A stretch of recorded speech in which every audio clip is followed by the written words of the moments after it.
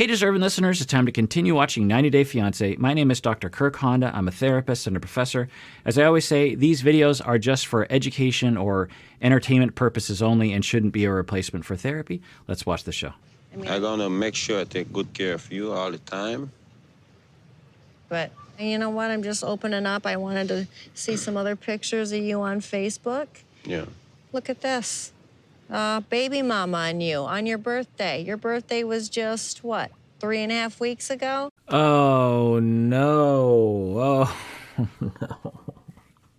Oh, no, Stephanie. So right away, she's looking at stuff on Facebook and confronting him on it in a tone that says she has the right to confront him. I mean, this is the mother of his children. I'm pretty sure this probably predated them dating. I think Harris and Stephanie have only been dating for 2 days. I think maybe, a week at the most. So Stephanie is going through his Facebook, finding a picture. Who cares? What's the, and as I said with Ryan, is it possible that Ryan was cheating on her? I don't think it's possible that Ryan is cheating or that Harris is cheating on her because he's been with her for a few days. Who did he cheat with? Anyway, so with Ryan, I always said, is it possible that Ryan was cheating on her? Yeah. It sounded like the two of them had a lot of resentment, a lot of chaos, a lot of cheating on each other. And the fact that she didn't trust him, I think, makes some rational sense. But the road to getting trust is to not, stalk someone online and then accuse them of things. I understand the worries. Of course, you're worried you're going to lose your partner, and you're worried someone else is going to take them away. But there's a way of communicating about this which owns your feelings. So let's imagine you're Stephanie, and you're like, okay, I'm investing this time in Harris, and I'm starting to worry that he wants to be with his ex-wife. And so what do I say? Well, hey, Harris, I like you a lot. Now, is it even rational that she likes him a lot, given the longevity of their 3-day relationship? But, okay, so she could say, so for a 3-day relationship, I really, really like you, and I think that we have a future together, maybe. I don't know. I hope that we do. And I'm worried that you don't really like me as much as I like you. I'm worried that you're gonna want to go back to your ex-wife because you've stated that you love your family and you're still friends with her. And, I just want to talk about that. Now, what Harris could say was, we've been dating for 3 days. I don't want to talk about it. Or, he could also say, look, if you really want me to tell you the truth, I barely know you. So, yeah, if you want to know if I like my ex-wife better than you, yeah, I like my ex-wife. I've known my ex-wife for 15 years. I've known you over the internet, kind of. We had a one-night stand. We've been texting, and we've been dating for 3 days. Yeah, I do like my ex-wife better than I like you. Is that a surprise to you? So it's this attitude of ownership, if you will. Again, just imagine if we were to reverse the genders and she was an old white man, old meaning I think she's my age, literally, maybe even a little younger, I'm not sure, going to another country that Americans typically colonize, literally and figuratively, and finding young women who are struggling with life, and this old white man comes in with all this money and then starts demanding all these things. We've seen it. We saw it with Big Ed and Rose. And this is, it's not okay. Now, I think Harris is probably strong enough to say, I don't really like this kind of behavior. And I think Ryan was too, honestly. So I'm not super worried. Should I be super worried about Harris being exploited in this situation? Yes, of course. But Harris comes across like he knows what he's getting into. There's a chance that Harris is like, look, Stephanie's fine. I like her kind of. But if I can go to another country and get a higher paying job and be able to send money back to my ex-wife and my kids and really do well by them, then it's worth the sacrifice. And, Stephanie's not that bad. I feel like that's what he's kind of saying when he's interviewed about it. He's like, yeah, I want to go to Michigan because I care. He's even said something like that in a previous episode. I want to do right by my family. He doesn't say I want to go to Michigan because I love Stephanie and I want to spend the rest of my life with her. He's saying I want to go to Michigan because I want the American dream. He doesn't say that phrase, but I think that's the fantasy in his mind. Whether or not that's true or not, I don't know. And I can send money back and really support my family. So anyway, let's rewind that again. It's just when she did that, I just thought, so soon, Stephanie? Are we already doing this again? Back and forth, up and down. She prepared to move on. I prepared to move on too. So she already went back to her mom. She move on, I'm gonna move on. Yeah, but that does not look like an unhappy couple to me right there on Facebook. My God. She's interrogating him. And it's the same with Ryan. I mean, with Ryan, I always thought, well, I think cheating was. I mean, now I'm wondering, did Ryan ever cheat on her, or did she? I think anyway. Point is that with Ryan, there was at least enough time and ambiguity in their relationship. I think her and Ryan were together for 4 years. And by the way, we don't know if her and Ryan are done. I mean, I'm pretty sure they've had bigger fights than this in the past, and gotten back together. Anyway, but so when she would do this behavior with Ryan, from my standpoint, it still wasn't a functional way of communicating about your insecurities. But it made some sense. Maybe it's just like, hey, you might have been up to no good. I can't trust you. I don't know what's happening. And at least there was, because they were apart for 10 months, the chance was maybe Ryan did cheat on her. He said he didn't. We can take his word for it, but who knows? She is, let's just understand that they have been dating for a week at tops. She was with Ryan, Harris's cousin, until a week ago, or maybe just 3 days ago, maybe 2 days ago. And she is looking on his Facebook and saying, this picture with your ex-wife was taken a month ago.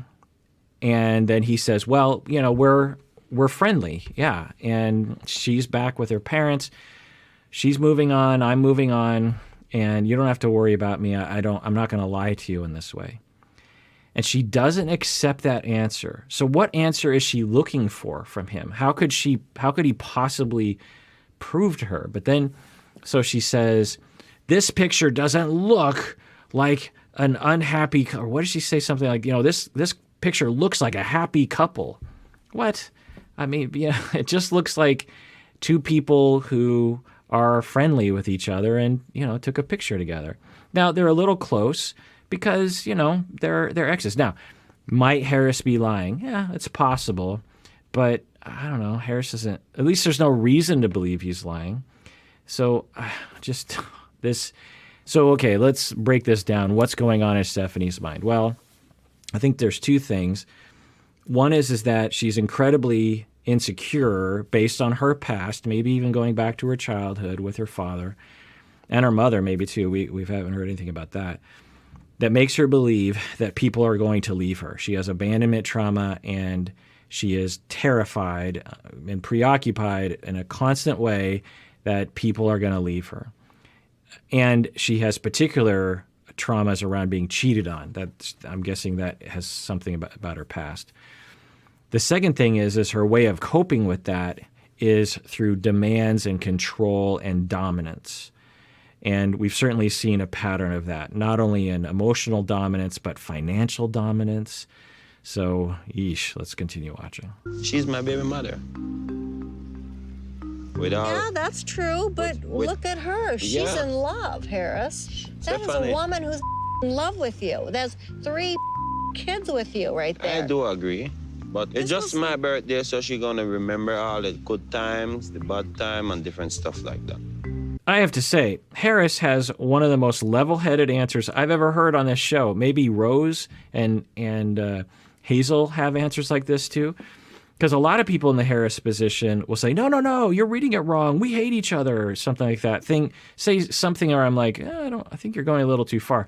But Harris is standing firm and saying, yeah, she does have a very warm look on her face. And we are having an intimate moment in that moment, for sure. You're reading it kind of right. But, we remember the good times and the bad times and different stuff like that.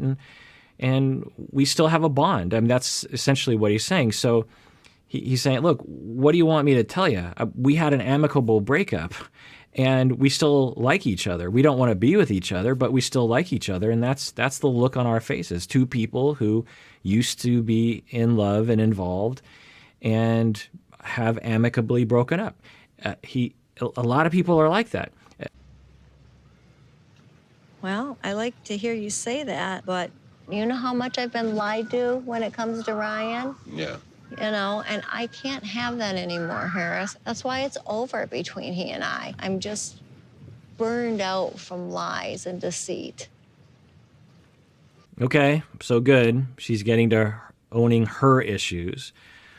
She's still kind of blaming him in a sense. She's like, Harris, do you understand? I can't have what I had in the past. Instead of, I've been lied to in the past. I've been hurt a lot. That's why I get paranoid. That's why I get overreactive. I'm sorry for that. There's nothing like that. It's, I have issues, and you understand you have to accommodate those issues. That's the vibe she gives across. Now, I don't know.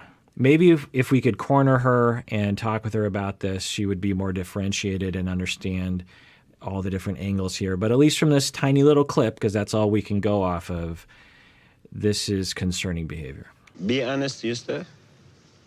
I love you. And I'm so happy to be with you.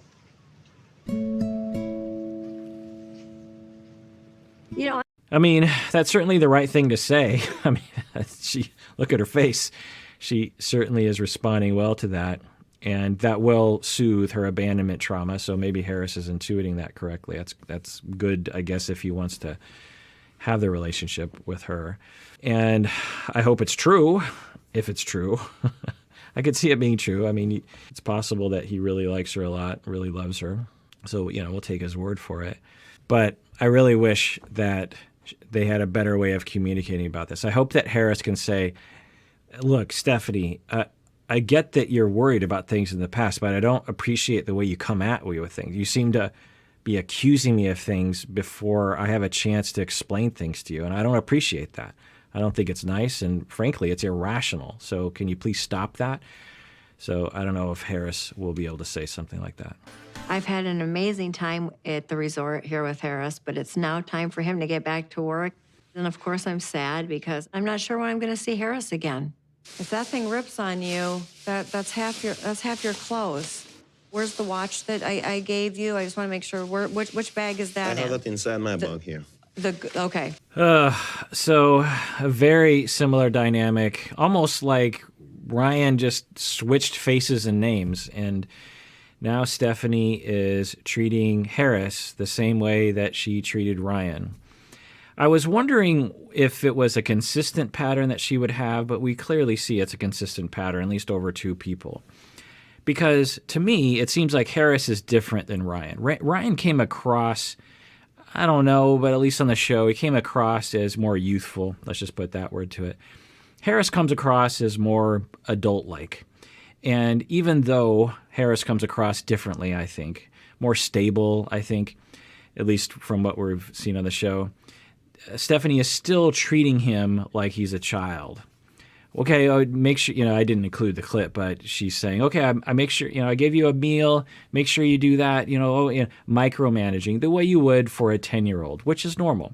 When your 10-year-old is packing, you're going on a trip together, you don't just send your 10-year-old up to the bedroom and say, okay, pack. They put a bag together and you just go. You want to make sure that they're packing everything that they're supposed to. You might even literally stand over their shoulder. You might even just pack for them. That's normal. But for a grown man that you are dating, presumably, to loom over them and start telling, okay, make sure, da, da, da, da, da. Now, maybe Harris doesn't mind. Maybe it's not a big deal to him, but it's certainly a dynamic of mother-child. Now, a lot of people will look at this and go, ew, mother-child. That's not the conclusion that I'm having.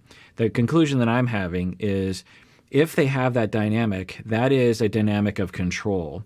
It's a dynamic of infantilizing someone. It's a dynamic that communicates, I am the dominant one. I'm the one who tells you what to do. You do not tell me what to do. I'm the one that watches over you. You don't watch over me. I'm the one that pays for things. You do not pay for things. I'm the one that makes the decisions. I'm the one that tells you what to do. And so I'm worried about that developing. There's nothing wrong with being concerned with someone you're dating. Like, oh, I'm worried about this and that. How do you communicate it? Do you loom over and micromanage, or do you just say, hey, I'm a little worried about that watch. I know you're a grown man and you can manage for yourself, but can you reassure me that you've packed it well? Something like that, instead of looming over like you're a mother talking to a 10-year-old. Ryan, thousands of dollars worth of clothes, and when I kicked him out, there was a ton of stuff left. So everything else Harris got, including a $3,000 watch. You know what? I want to give you just a little bit of money before you go. Okay, no problem. This look fit. I never see one like this before. You sure? Yeah, I thought the same thing when I saw the new $100 bill. I was like, oh, that looks so strange. But anyway, so, okay, she wants to give him a little bit of money. Well, what are you going to do? But when we look at the full dynamic, we saw it with Ryan. Now we see it in its infancy with Harris. It's that full court press of money, control, micromanaging, demands. I'm going to check your Facebook. I'm going to comment on your relationships with your ex-wife. I'm the one telling you what to do, and you need to do what I say. You need to accommodate me in order for me to give you what you want, which sounds like, I don't know, but Harris seems to be saying, Stephanie is my gateway to solvency for me and for my kids and my ex-wife. It kind of sounds like that's what he's saying. Wouldn't be unusual for people to and I've said this before, you can have both. Those two things can exist in the same world, meaning that you can both want solvency for yourself and your kids and your family, meaning money, and you can also really want to be with someone. You know, both of those things can be present at the same time. So he's clearly said he wants the solvency and the security financially. He basically is saying that. And maybe he legitimately wants to be with Stephanie. But anyway, the dynamic of money and what that means, are there strings attached to that? There seemed to be some of that when she was talking with Ryan. Let's hope that they don't develop that same dynamic. So this is real money? No, that's all I have are hundreds on me. Or I said give you something else, but I promise you that's 100 Americans, so that's 200 Belize. Wow. Really? Will that be enough for snacks? Yeah, this is good. This is like 2 weeks' work for me to make this type of money here in Belize. Okay. So I'm going to appreciate it. So that gives us some perspective, right? That for him, he earns $200 American dollars every month. That really helps us to understand that for Harris, for him to come to the United States and even earn minimum wage, he's going to make a lot more money, and that money will go a lot further in Belize with his family. So it makes sense that if he wants to really help his kids money-wise, going to the States, working there, and sending money home would really help. It makes a lot of sense. All right, well, that does it for that episode of Psychology in Seattle. Everyone out there, please take care of yourself because you deserve it. You really, really do.